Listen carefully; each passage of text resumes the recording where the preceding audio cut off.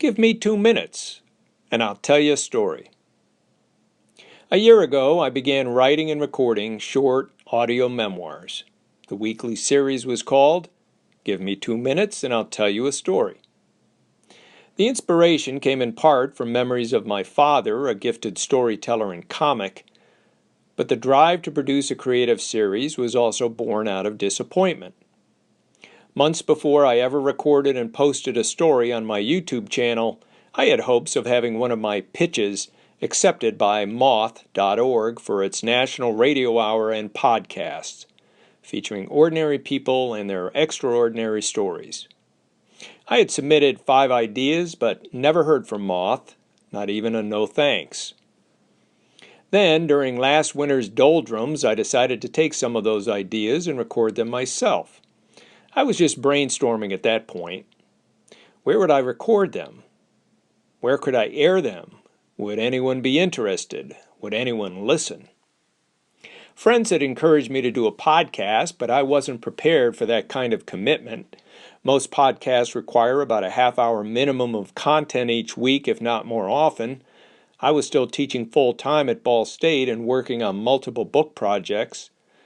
Also, my goal wasn't to attract a national following. I was looking for a creative outlet for my stories, many of which I'd been telling family and friends for years.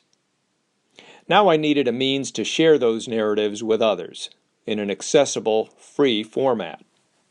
I didn't intend to make any money from airing these stories. Thanks to a wonderful app, Voice Record Pro, and YouTube, I now had the means to record, produce, and distribute my stories using Facebook and Twitter to reach hundreds of social media contacts. The technological side of the equation was solved, but what about the material to sustain such an idea? The first airing was Flip Side of Ireland, a true-life tale of my pal John Egan and I being held at gunpoint in Southern Ireland because I had snapped photos of soldiers transporting money in a jeep outside Waterford. My second audio memoir was taking my shot at comedy, chronicling my short-lived stand-up career in 1970s Cleveland. I may have had a dozen listeners in the early weeks, but it was more about the writing process than setting audience records. The goal was to produce a new 2 to 3, sometimes 4-minute story each week. On average, each audio memoir would take about 2 to 3 hours to write, edit, record, re-record, air, post, and disseminate. After my initial enthusiastic start, I had to dig deeper to produce interesting, entertaining, and sometimes meaningful tales, often tributes to special people in my life.